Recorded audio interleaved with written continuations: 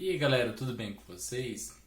Hoje estou gravando mais um vídeo falando sobre progressão aritmética.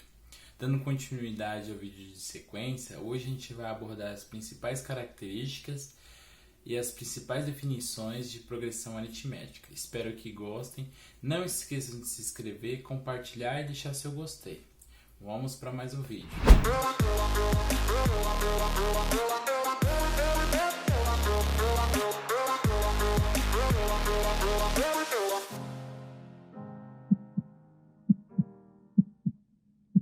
E aí pessoal, dessa vez agora a gente vai definir algumas coisas sobre progressão aritmética. No último vídeo nós falamos sobre sequência, algumas definições de sequência. Dessa vez a gente vai falar sobre progressão aritmética, que nada mais é que um tipo de uma sequência. O primeiro ponto que a gente vai falar agora são sobre as definições de uma progressão aritmética, Progressão aritmética nada mais é do que uma sequência de números reais. E a diferença entre o termo sucessor com o seu anterior é constante. Essa diferença a gente chama ela de razão. E o que significa isso? O exemplo, a sequência 4, 7, 10, 13 e 16. Onde o meu primeiro termo, lembra lá da última aula que a gente falou? É o termo A1, termo A7 é o termo A2, A3, A4. E a diferença entre o primeiro e o segundo é igual a 3, 7 menos 4, 3. 10 menos 7, 3. 13 menos 10, 3. Então essa diferença entre um termo sucessor com o seu anterior, ela é sempre constante e nesse caso ela é sempre igual a 3. E essa diferença é o que a gente chama de razão de uma progressão aritmética. Existem casos, por exemplo, que o número não precisa necessariamente ser inteiro,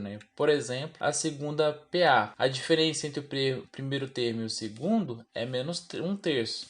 Então ela é uma progressão aritmética decrescente, ao contrário da primeira, que é uma progressão aritmética crescente. Ela sempre vai aumentar o seu valor e a segunda ela sempre vai diminuir, E existem alguns casos também que é considerado também uma progressão aritmética, quando seus termos são iguais, onde a razão é igual a zero.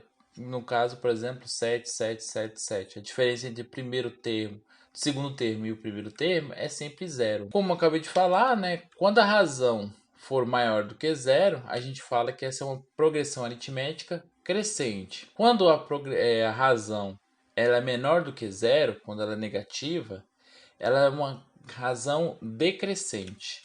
E quando a razão for igual a zero, ela é uma progressão aritmética constante. São definições muito importantes que a gente tem que lembrar na hora que a gente for resolver exercícios de progressão aritmética, tá bom, pessoal? E aí, lembra lá da última aula que a gente falou sobre termo geral e lei de recorrência? A progressão aritmética ela tem como característica a equação do termo geral, ou seja, eu consigo definir qualquer termo dessa razão. Então vamos supor uma razão qualquer, onde eu tenho a diferença entre os dois termos, o seu sucessor e o seu anterior. A gente diz que isso é igual a razão. E se a gente for isolar, por exemplo, o termo A2 para encontrar seria o A1 mais a razão, ou seja, termo antecessor mais a razão é o termo seguinte. Seguindo essa lógica, a gente tem uma equação que define qualquer progressão aritmética, que ela é dada por AN é igual a A1 mais N menos 1, Por que esse N menos 1? Lembra? Olha só, quando a gente vai calcular o termo A2, eu vou multiplicar pelo termo antecessor, ou seja, por 1. Quando eu tenho uma razão igual a 3, eu vou multiplicar por 2. Então, o valor que eu vou multiplicar pela razão é sempre um número menor do que o valor do n que eu estou procurando. Por isso, n menos 1, um termo anterior ao que eu estou procurando, vezes a razão. Então, essa formulinha ela é essencial que vocês decorem, porque ela é aplicável para qualquer caso de progressão aritmética, tá bom? Então, toda vez que você tiver uma progressão aritmética, você vai aplicar essa equaçãozinha. E o termo geral, nos permite conhecer, como eu estava explicando, ela permite conhecer qualquer termo da minha PA. Então, vamos supor que eu queira definir meu termo 47 da minha PA. Simplesmente eu substituiria o termo A1, 47 no valor do N, e eu conseguiria achar o valor A47. Se eu quiser só achar o A50, o A200 e assim sucessivamente, então com esse cara a gente consegue definir qualquer termo dentro de uma progressão aritmética. E aí, para a gente poder fixar esses conceitos, vamos fazer alguns exercícios bem básicos só para a gente poder definir, né? Então ele deu 3 alternativas para nós e a gente tem que definir se elas são progressões aritméticas ou não, né? Nesse caso, por exemplo, né, a gente pode verificar que o valor é sempre crescente. Entretanto, vamos verificar se existe uma razão entre os termos, né? Se a gente for fazer a subtração do termo A2 menos termo A1, a gente vai encontrar o valor de 4, tudo bem? 25 menos 21, 4. 29 menos 25, 4 também. 33 menos 9, 4. 37 menos 33, 4. Então a gente define aqui que essa é uma progressão aritmética onde a razão é igual a 4. E se a gente fosse definir o termo geral desse termo, como é que ficaria? O AN dessa equação seria o A1, que é 21, mais n menos 1 vezes a razão, que é 4. Então com essa equação, a gente conseguiria encontrar qualquer termo. Então, se você fosse encontrar o termo A32, eu substituiria onde é o n, o valor de 32, e encontraria o termo 32 dessa progressão aritmética. Tudo bem? E aí a gente vai fazer um exercício bem básico, né? Que geralmente nas nossas provas, avaliações do Enem, geralmente sempre cai dessa forma. E a gente tem que saber entender o enunciado e saber identificar as progressões aritméticas, né?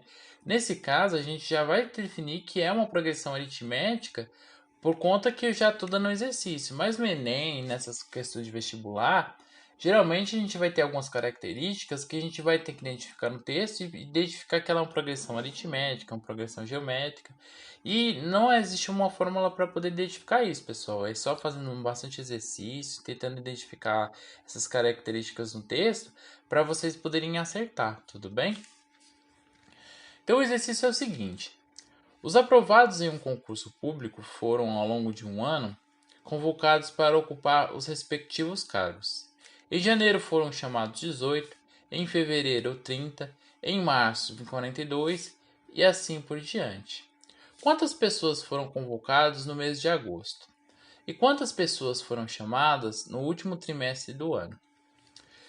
Então, pessoal, aqui como é que eu identificaria, por exemplo, se fosse uma progressão aritmética, né? Ou uma progressão geométrica e tal. Nesse caso, por que seria uma progressão geométrica? Olha só, se ele está falando assim, que em janeiro foram convocados 18, certo? Em janeiro ele foi convocado 18 pessoas, em fevereiro 30, em março 42. Ou seja, eu posso identificar que o valor está sempre aumentando e é um valor constante, né? Eu não sei dizer, por exemplo, qual que é a variação do mês para o outro, mas eu sei que existe uma variação de somatória entre esses meses, né? É a quantidade do mês passado mais um valor que eu consigo um valor de fevereiro. Quantidade de março é a quantidade de fevereiro mais a quantidade mais um valor que eu não sei. Então eu consigo identificar dessa forma que é uma progressão aritmética, tá bom? E ele quer saber quantas pessoas foram convocadas no mês de agosto. E na alternativa B, quantas pessoas foram chamadas no último trimestre do ano. Então a primeira coisa que a gente vai fazer para a alternativa A, para agosto. Pensando assim, que janeiro é o mês 1, né? Então janeiro é o mês 1 e dezembro o mês 12, e que mês 12 é dezembro, agosto seria qual mês, né? Então a gente for pensar. Então o mês de agosto seria o mês 8, certo? Então janeiro, fevereiro, março, abril, maio, junho, julho, agosto. Então se eu sei que o agosto é o mês 8, então a primeira coisa que a gente tem que definir é a razão, né? Olha lá, 18 pessoas em janeiro e em fevereiro 30. Então, em janeiro foram 18. Então, vou para calcular a razão, né? Então, a razão a gente define da seguinte forma. O mês de fevereiro era igual a 30 e o mês de fevereiro de janeiro igual a 18. 30 menos 18, então a razão ela deveria ser igual a 12. A gente vai verificar agora com o termo subsequente, para verificar se realmente essa é a razão nossa, né? O mês seguinte é 42. Então, o mês de março, que seria o mês 3, seria 30 mais 12 é de fato 42. Então, a razão é exatamente 12. Então, a gente consegue definir assim, que o AN é igual ao termo A1, que é 18, né, que é o mês de janeiro, mais N-1, que é o valor da própria equação do termo geral, vezes a nossa razão, que é igual a 12. Então, o nosso A8 seria 18 mais 8 menos 1 vezes 12. O A8, então, seria 18. Aqui, 18 mais 7 vezes 12. Então, é 18 mais 84. A8 é igual a 102 pessoas. Tudo bem? Então, o termo geral de agosto a gente já encontrou que é 102, né? Então, a alternativa B, né, dando continuidade ao exercício, ele pede o último trimestre somado, que é o mês de outubro, novembro e dezembro. É o mês 10, 11 e 12. A gente pode fazer de duas formas, né? Como a gente tem a forma do termo geral, eu posso simplesmente achar os termos 10, 11 e 12, ou ir somando a razão a esse valor até achar um outubro, novembro e dezembro, né? O mais fácil aqui seria substituir o valor no termo geral. Então, para o A10, a gente vai ter 118, né? Mais 10 menos 1 vezes 12. O termo A11, 18 mais 11 menos 1 vezes 12. E o termo A12, que é 18 mais 12 menos 1 vezes 12. Nesse termo a gente vai ter 9 vezes 12 mais 18, que é 9 vezes 12. Isso aqui vai ser igual a 126. No mês de novembro, 138. E no mês de dezembro, 150. Como ele quer saber do último trimestre, a gente precisa só somar esses valores, tá? Chegando no resultado de 414 médicos chamados, tá bom? Então esse é um exercício bem simples, né? Ele só precisa aplicar algumas formulinhas, algumas somatórias e tal. Mas o termo é muito simples para a gente poder estar calculando. Um exercício só de fixação de exercício das definições mesmo, né? Então, a gente percebeu que para calcular, por exemplo, a somatória de alguns termos, a gente teria que achar termo a termo e somar todos esses termos, né? Antes de entrar de fato na equação da soma dos primeiros termos, né, eu queria contar uma historinha de folclore, né?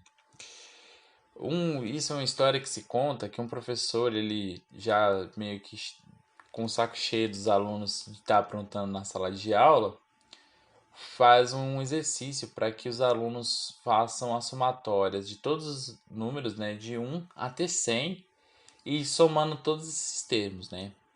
Um jovem, uma criança, né, de 9 anos de idade, faz rapidamente esse cálculo, né? E essa criança nada mais é do que Gauss, né? Quem quiser pesquisar um pouco a história dele, Gauss foi um matemático brilhante, né? Ele desenvolveu essa equação para para a somatória de vários termos de uma progressão aritmética, né? E aí a gente tem utilizado até hoje na progressão aritmética justamente essa equação que ele desenvolveu com 9 anos de idade, né? Então é um menino prodígio.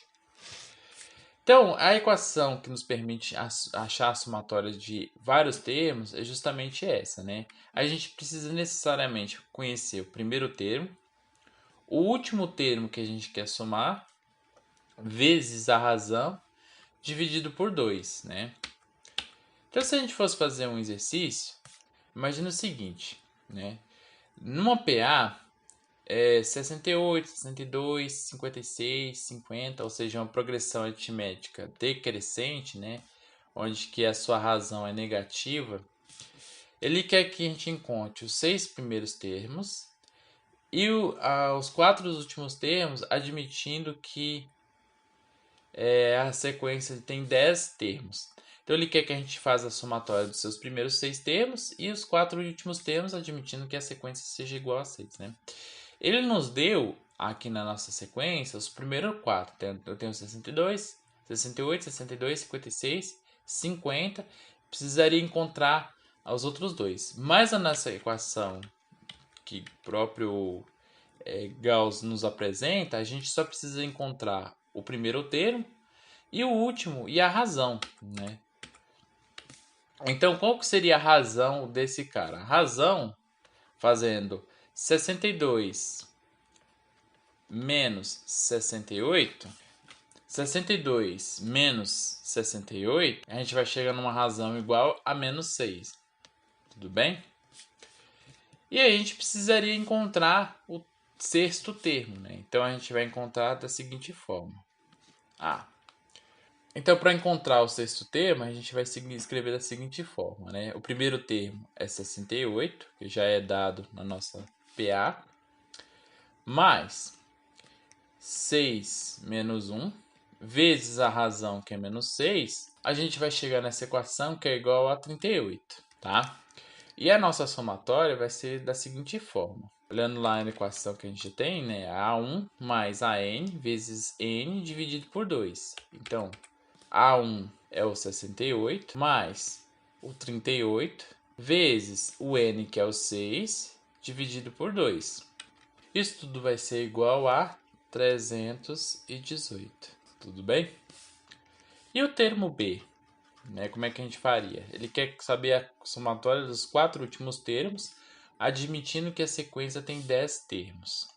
Então, para encontrar a alternativa B, a gente precisa fazer da seguinte forma. Primeiro, a gente teria que encontrar o termo que seria o quarto, né? Os últimos, o A1 dessa nova sequência e o último termo que seria o A10, né? Então, para a gente poder encontrar a somatória dos últimos 4 termos, a gente tem que fazer o seguinte raciocínio, né? Para o termo os últimos 4 termos seria o sétimo, oitavo, nono e 10º termo. A gente precisa encontrar o termo necessariamente A7 e o termo A10, tá?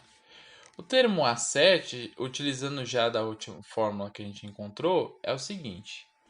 O termo A7 vai ser 68 mais 7 menos 1 vezes menos 6. E o termo A10 vai ser 68 mais 10 menos 1 vezes menos 6. Então, eu vou encontrar o termo A7 e o termo A10. O termo A7 vai ser igual a 32 e o termo A10 igual a 14. Para fazer a somatória, é só aplicar a fórmula que a gente já conhece, né? Então, é 32 mais 14 vezes 4, que são a somatória dos últimos 4 termos, dividido por 2. Isso tudo vai ser igual a 92. Então, pessoal, eu espero que tenha gostado desse vídeo, tá? Não se esqueça de deixar seu gostei. Se houver alguma dúvida, deixe nos comentários, tá? Não deixe de comentar alguma coisa aí, se você está gostando do material, está gostando dos vídeos, se está deixando alguma dúvida, se vocês preferem que faça de alguma outra forma os exercícios, tá? Deixe seu gostei, não esqueça de compartilhar esse vídeo, tá? Não se esqueça de se inscrever, que isso ajuda bastante e incentiva o nosso trabalho, tá bom? Um grande abraço a todos e bons estudos.